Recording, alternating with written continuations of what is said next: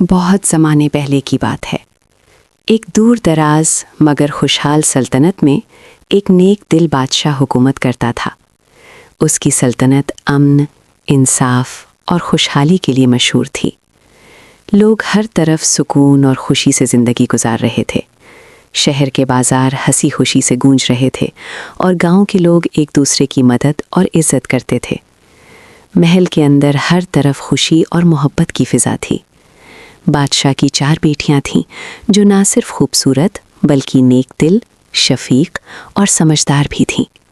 محل کی فضا ہمیشہ ہنسی اور خوشبو سے بھری رہتی اور شہزادیوں کی موجودگی سے وہاں ایک خاص روشنی اور زندگی کی رونق چھا جاتی۔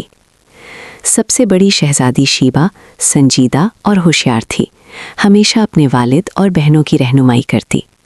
اس کی عقل اور بصیرت کی وجہ سے محل کے لوگ اسے بہت عزت دیتے اور ہر کوئی اس کی بات سننے کو ترجیح دیتا۔ دوسری شہزادی روبینہ دل کی صاف اور ہمدرد تھی۔ وہ سب کی مدد کے لیے سب سے پہلے آتی اور اپنے نرم دل سے ہر دکھ اور تکلیف کو کم کرنے کی کوشش کرتی۔ محل میں کوئی بھی پریشانی ہو وہ فوراً سب کے لیے سہارا بن جاتی۔ تیسری شہزادی کومل ذہین، ہمت والی اور کھیلوں میں ماہر تھی۔ وہ ہر مشکل صورتحال میں حوصلہ اور ہمت دیتی اور سب کے لیے ایک مثال بنی ہوئی تھی۔ محل کے لوگ اس کی ہمت اور ہوشیاری کی قدر کرتے تھے۔ چوتھی شہزادی زینب ذہین، ہمت والی اور کھیلوں میں ماہر تھی۔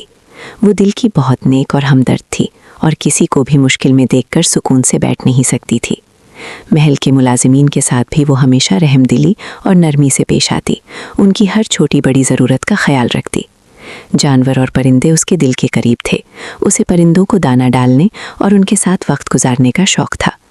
اس کی محبت اور شفقت کے انداز سے محل کا ہر فرد متاثر تھا اور سب اس کی باتیں اور رویہ دل سے پسند کرتے۔ اس کی ہمت، ہوشیاری اور نرم دلی اسے سب کے دل میں خاص مقام دیتی تھی۔ چاروں شہزادیاں اکثر ایک ساتھ محل کے باغات میں سیر کو نکلتیں، جہاں پھولوں کی خوشبو اور ہرے بھرے درختوں کے درمیان وہ پرندوں کو دیکھتیں، ان کے لیے دانہ ڈالتیں اور ہلکی ہنسی کے ساتھ ایک دوسرے کا ہاتھ پکڑتیں۔ کبھی وہ گھڑ سواری کے لیے محل کے کچے راستوں کی طرف جاتیں۔ وہ محل کی بڑی لائبریری میں جمع ہوتی، کتابوں کے درمیان بیٹھ کر نئی باتیں سیکھتیں، پرانی کہانیاں پڑھتیں اور کبھی کبھار ایک دوسرے سے علمی مباحثے کرتیں۔ ہلکی ہنسی اور سوچ بھری نظریں ایک دوسرے پر جمائی رکھتیں۔ وہ کبھی بھی کسی کو دکھ یا تکلیف میں اکیلا نہیں چھوڑتی اور ہر لمحہ ایک دوسرے کی مدد اور خیال رکھتی تھیں۔ شہر کے لوگ بادشاہ اور اس کی بیٹیوں کی نیکی، عقل اور عدل کی تعریف کرتے۔ محل کے دروازے ہمیشہ کھلے رہتے اور ہر آنے والا عزت و محبت کے ساتھ واپس جاتا۔ ایک دن چاروں شہزادیاں، شہزادی شیبا، شہزادی روبینہ، شہزادی کومل اور شہزادی زینب اپنے وفادار محافظ سپاہیوں کے ساتھ شکار کے لیے جنگل کی طرف روانہ ہوئیں۔ سپاہی چاروں طرف ان کا دھیان رکھتے ہوئے ساتھ ساتھ چل رہے تھے۔ سورج کی نرم روشنی درختوں کے درمیان سے ٹپک رہی تھی اور زمین پر سنہری دھبے بکھیر رہے تھے۔ ہر قدم کے ساتھ پرندوں کی چہچہاہٹ اور جنگل کے خاموش جانوروں کی حرکت محسوس ہوتی۔ جنگل میں جیسے ہی وہ آگے بڑھیں، درخت گھنے اور راستے الجھتے گئے۔ ہر طرف کانٹوں بھری جھاڑیاں، بلند درخت اور دھندلی روشنی نے ماحول کو پراسرار اور تھوڑا خوفناک بنا دیا تھا۔ شہزادیاں ہر قدم پر محتاط رہیں، مگر ان کے دل میں شکار کے جوش اور جستجو کی روشنی بھی چمک رہی تھی۔ چند لمحوں کے بعد شہزادی زینب سب سے چھوٹی اور معصوم سب سے آگے بڑھ گئی، جنگل کے ایک اور بھی زیادہ گھنے اور پراسرار حصے کی طرف۔ اس کی نگاہیں ہر طرف گھوم رہی تھیں، راستے تلاش کر رہی تھیں، مگر ہر طرف ایک جیسا سنسان اور پراسرار ماحول تھا۔ زمین پر سورج کی روشنی بمشکل ہی پہنچ رہی تھی اور ہوا میں عجیب سی سردی اور خاموشی چھائی ہوئی تھی۔ زینب نے پیچھے مڑ کر اپنی بہنوں کو بلانے کی کوشش کی، مگر وہ بہت دور ہو چکی تھیں اور جواب سنائی نہ دیا۔ اسی لمحے اسے اچانک احساس ہوا کہ وہ اپنی بہنوں سے مکمل طور پر الگ ہو گئی ہے۔ دل میں خوف اور تنہائی کے بادل چھا گئے اور ایک عجیب بے بسی نے اسے گھیر لیا۔ وہ جنگل کے راستوں میں کئی گھنٹے گھومتی رہی، ہر طرف نگاہ دوڑائی، مگر کوئی واضح راہ نہیں ملی۔ ہر قدم پر کانٹے اور الجھی جھاڑیاں اسے روک رہی تھیں۔ تھکن، خوف اور تنہائی نے اسے بے بسی میں رلا دیا۔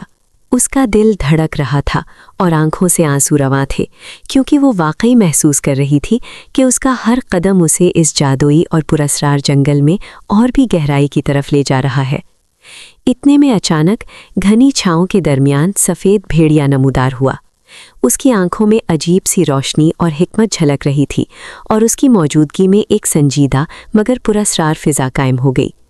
زینب خوفزدہ ہو گئی، لیکن بھیڑیا نے پرسکون مگر گہری آواز میں کہا، تم اس جنگل سے اکیلی واپس نہیں نکل سکتی، یہ جادوئی جنگل ہے۔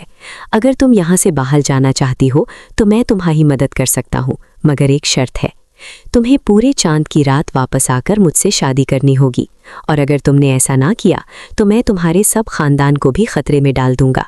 زینب کے ہاتھ کانپنے لگے، دل زور زور سے دھڑک رہا تھا۔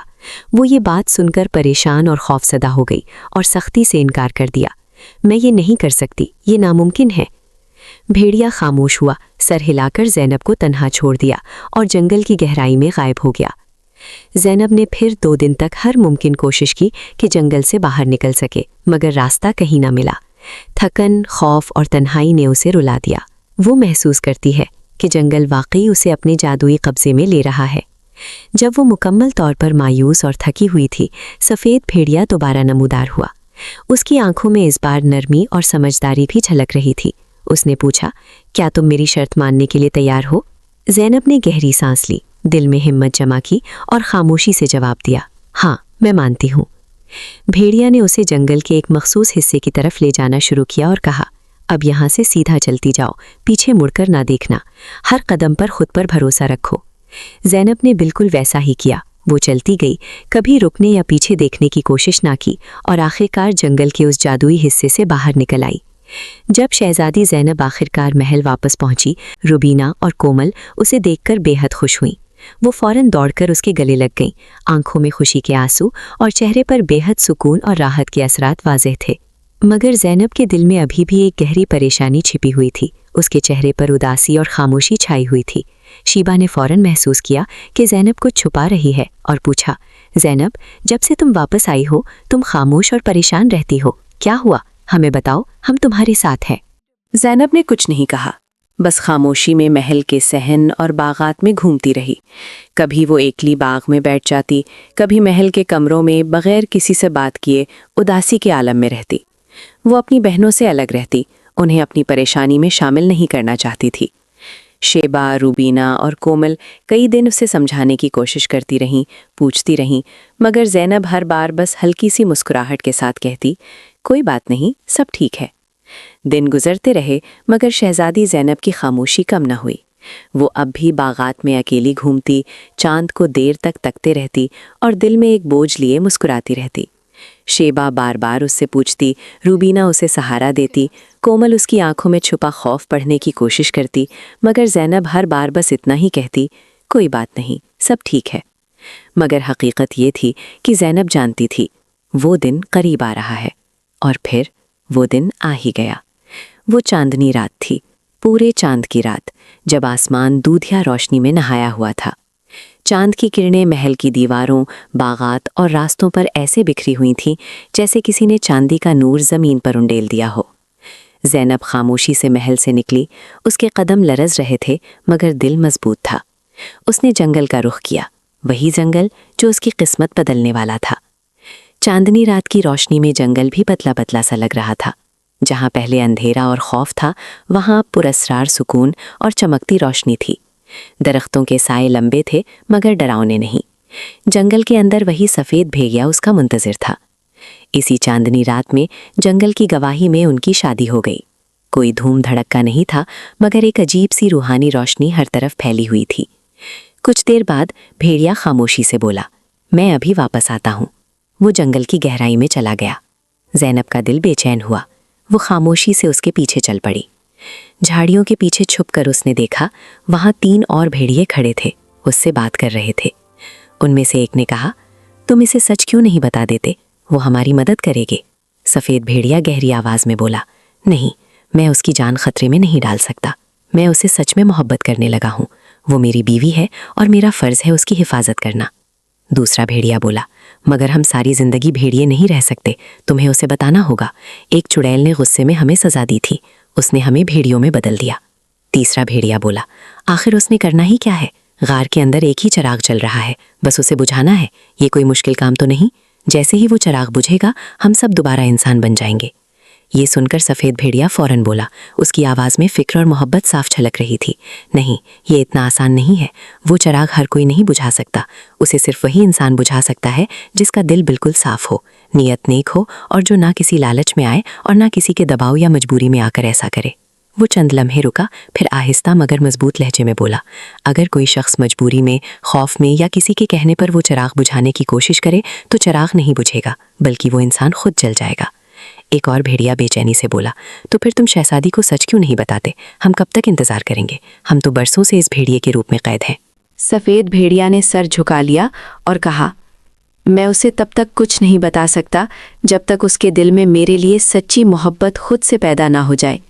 چاہے کچھ بھی ہو جائے، میں اس کی جان خطرے میں نہیں ڈال سکتا. وہ میری بیوی ہے اور اس کی حفاظت میرا فرض ہے. زینب یہ سب جھاڑیوں کے پیچھے چھپ کر سن رہی تھی. ایک لمحے کے لیے اس کے دل میں خوف آیا، مگر اگلے ہی لمحے اس نے ہمت جمع کر لی. وہ آہستہ سے وہاں سے ہٹی اور جنگل میں غار کی تلاش میں نکل پڑی. کچھ دیر بعد اسے وہ غار مل گیا. غار کے اندر ایک عجیب سی روشنی تھی. وہاں صرف ایک ہی چراغ چل رہا تھا. ایسا لگتا تھا جیسے وہ چراغ کسی بد دعا کو زندہ رکھے ہوئے ہو. زینب کچھ لمحے وہیں کھڑی رہی. دل زور زور سے دھڑک رہا تھا، مگر نیت صاف تھی اور دل میں کوئی لالچ یا خوف نہ تھا. اس نے دعا کی اور ہمت کر کے وہ چراغ بجھا دیا. جب وہ واپس آئی تو منظر بدل چکا تھا. جہاں پہلے بھیڑیے تھے وہاں اب 4 انسان کھڑے تھے. سفید بھیڑیا اب ایک خوبصورت باوقار شہزادہ بن چکا تھا. وہ سب زینب کے سامنے جھک گئے. تم نے ہمیں آزاد کر دیا. انہوں نے اس کا شکریہ ادا کیا اور سب مل کر محل کی طرف روانہ ہو گئے. بادشاہ کے سامنے سارا قصہ بیان کیا گیا. چڑیل کی سزا، بھیڑیوں کا راز اور زینب کی بہادری. بادشاہ کی آنکھوں میں آنسو آ گئے. شہزادی زینب اور سفید بھیڑیا جو اب ایک باوقار شہزادہ بن چکا تھا، ان کی شادی پہلے ہی ہو چکی تھی، مگر پورے محل کے لوگوں کے لیے اور جشن منانے کے لیے ایک دوبارہ شادی کی تقریب کا اہتمام کیا گیا. چاندنی رات میں محل کی گیلریاں روشن کی گئیں. ہر طرف پھولوں کی خوشبو اور چراغوں کی روشنی تھی.